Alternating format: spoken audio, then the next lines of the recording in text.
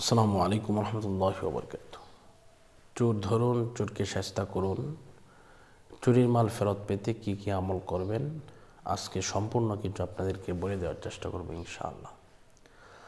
আল্লাহ পাক রব্বুল আলামিন পবিত্র কালামুল্লাহ শরীফের মধ্যে ৬৬৬৬ খানা আয়াত নাজিল করে দিয়েছেন। এর মধ্যে একখানা আয়াত আছে, যে আয়াতে কারিমা যদি আল্লাহ পাক রব্বুল আলামিন এর আয়াতে কারিমা ১,১৫,০০০ মতান্তরে ১,৩০,০০০ বার যদি কেউ পড়ে, তাহলে যে ব্যক্তি চুরি করেছে সেই ব্যক্তির গলা দিয়ে নাক দিয়ে রক্ত বের হবে।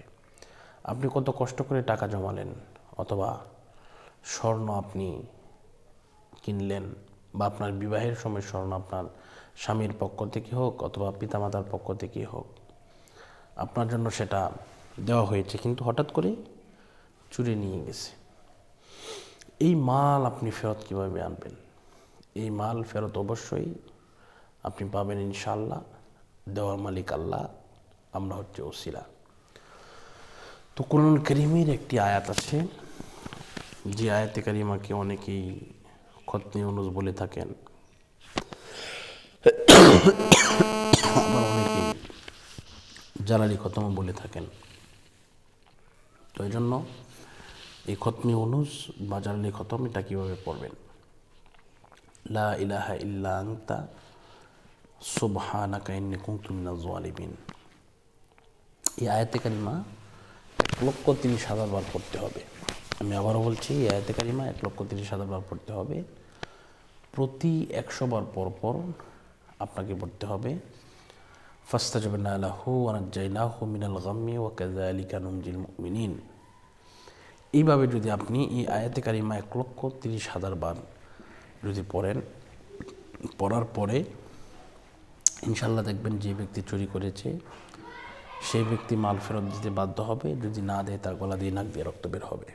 এজন্য আপনারা যদি পারেন ইনশাআল্লাহ আপনারা করবেন, অথবা না পারলে আমাদের সাথে যোগাযোগ করবেন।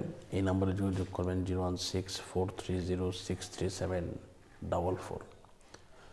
তো এই নম্বরে যোগাযোগ করলে ইনশাআল্লাহ আমরাও আমাদের ছাত্রদের দিয়ে এই তদবির করে দেওয়ার চেষ্টা করবো ইনশাআল্লাহ।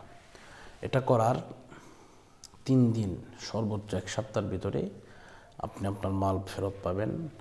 যদি আপনার মাল ফেরত না দেয়, যে ব্যক্তি চুরি করেছে সেই ব্যক্তির গলা দিয়ে নাক দিয়ে রক্ত বের হবে, এমনকি তার বহু বড় ধরনের বিপদের মধ্যে পড়ে যেতে পারে, অসুস্থ হয়ে যেতে পারে।